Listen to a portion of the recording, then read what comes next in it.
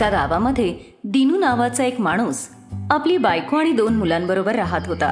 दिनू गावातला शेठ किशोरीलालकडे नोकरी करायचा. किशोरीलालकडे खूप साऱ्या बकऱ्या होत्या. त्यातली एक बकरी गर्भवती होती. बकरीने तिच्या पिलांना जेव्हा जन्म दिला त्याच्यातलं एक पिल्लू खूपच कमजोर होतं. ते नेहमी आजारी असायचं. एक दिवस शेठ चिडून म्हणाले, अरे दिनू, एक काम कर, त्या बकरीच्या पिल्लाला ना तू जंगलात दूर कुठेतरी सोडून ये, कारण त्याच्यामुळे अजून दुसऱ्या बकऱ्या पण आजारी पडायला लागल्यात. त्याला इथं ठेवायची गरज नाही आता. ठीक आहे मालक, मी उद्या सकाळीच त्याला जंगलात सोडून येतो. दुसऱ्याच दिवशी दिनू त्या बकरीच्या पिल्लाला घेऊन जंगलात सोडायला जातो. तो जसा त्या बकरीच्या पिल्लाला सोडायला लागतो ते पिल्लू मॅ मॅ करायला लागतं. जणू काही त्याला दिनूला काहीतरी सांगायचं होतं. किती छान आणि गोड पिल्लू आहे हे. मी जर त्याला असं जंगलात सोडलं तर जंगलातले प्राणी त्याला खाऊन टाकतील. मलाच कसं तरी होतंय त्याला जंगलात असं सोडून जायला. दिनू बकरीच्या त्या पिल्लाला उचलतो आणि आपल्या जवळ घेऊन त्याच्यावर माया करतो. ते पिल्लू देखील दिनूच्या इतकं जवळ जातं कारण त्याला हेच प्रेम अपेक्षित होतं. दिनू त्या पिल्लाला आपल्या घरी घेऊन येतो. अहो, आपण तसेही एवढे गरीब आहोत. आपणच कसं बसं शिळं पाकं खातोय. आपण याचा इलाज आणि देखभाल कशी काय करणार? अगं तुला माहिती नाही, मी जेव्हा ह्याला जंगलात सोडत होतो ना, माझं मन नुसतं कळवळत होतं. त्या सगळ्या जंगली प्राण्यांच्या मध्ये याला सोडायचं माझं मनच झालं नाही. त्यामुळे मी ह्याला माझ्या बरोबरच घेऊन आलो. आता जर घेऊनच आलोय तर याला सांभाळायची जबाबदारी पण घेऊ. तू आणि मी मिळून ह्याची सगळी काळजी घेऊ आपण. आणि मला माहितीये काही दिवसातच हे पूर्ण बरं होऊन जाईल. आणि अगदी तसंच झालं. दिनू आणि त्याची बायको शांतीने मिळून बकरीच्या त्या बाळाची खूप काळजी घेतली. हळूहळू त्यांच्या देखरेखीखाली ते बकरीचं बाळ अगदी छान झालं आणि मोठंही झालं. बकरी आता दूधही द्यायला लागली होती. अहो, बघा आपल्या बकरीने केवढं दूध दिलंय. आपण बकरीचं दूध विकायला सुरू करूया का? यामुळे आपली चांगली कमाई पण होईल. मग तुम्हाला शेटजींची नोकरी पण करायला नको. तू बरोबर बोलतीयस शांती. त्या दिवशी त्या बकरीला वाचवून मी योग्यच निर्णय घेतला. आज ती आपल्याला किती मदत करतेय. आपला तिच्यावर किती जीव चढलाय आणि ती पण आपल्यावर किती प्रेम करते. आपण आता हिचं दूध विकूनच आपला खर्च भागवूया. मला पण आता शेटजींची नोकरी करायची गरज नाही पडणार. तो खूपच निर्दयी माणूस आहे. दुसऱ्या दिवसापासूनच दिनू बकरीचं दूध विकू लागला. दिनूची बकरी खूप चांगलं दूध द्यायची आणि सगळ्या गाववाल्यांना ते दूध आवडायचं. हळूहळू दिनूचं दूध विकण्याचं काम चांगलं चालू लागलं. जेव्हा ही गोष्ट किशोरीलालला समजली तेव्हा तो दिनूकडे आपली बकरी परत मागण्यासाठी गेला. काय रे दिनू, माझ्या बकरीचं दूध विकून तू आता खूप पैसेवाला झालायस. तू माझ्या घरची नोकरी पण सोडून दिलीयस.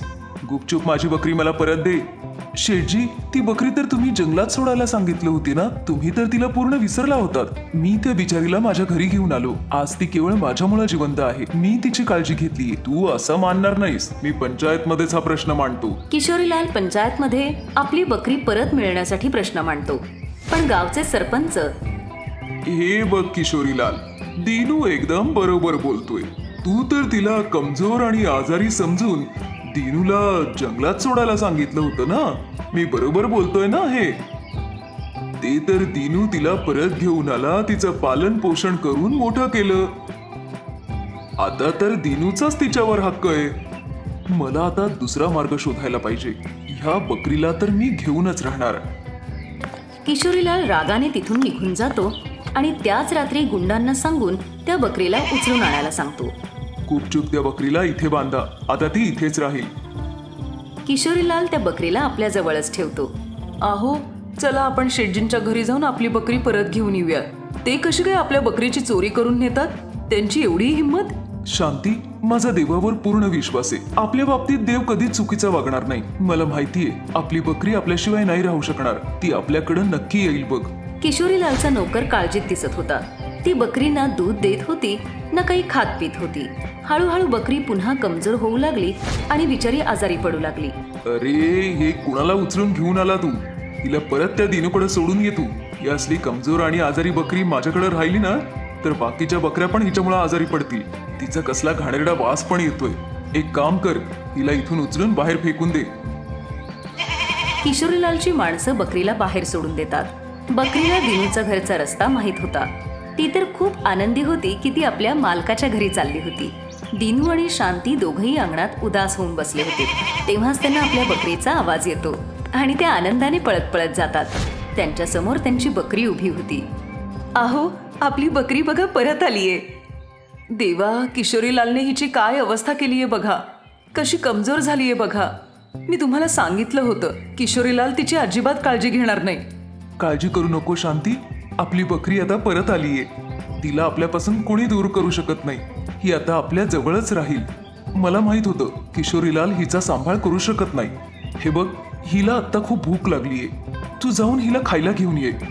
आपल्या घरी येऊन बकरी खूप खुश होती. काही दिवसातच ती पुन्हा तंदुरुस्त होते. आपल्या माणसांपासून दूर गेल्यामुळे ती कमजोर झाली होती, पण पुन्हा आपल्या माणसात आल्यामुळे ती अगदी ठीक झाली होती. त्या दिवसानंतर ती बकरी दिनू आणि शांती जवळच राहू लागली. आणि आपली बकरी परत मिळाल्यामुळे दिनू आणि शांती सुद्धा खूप खुश होते.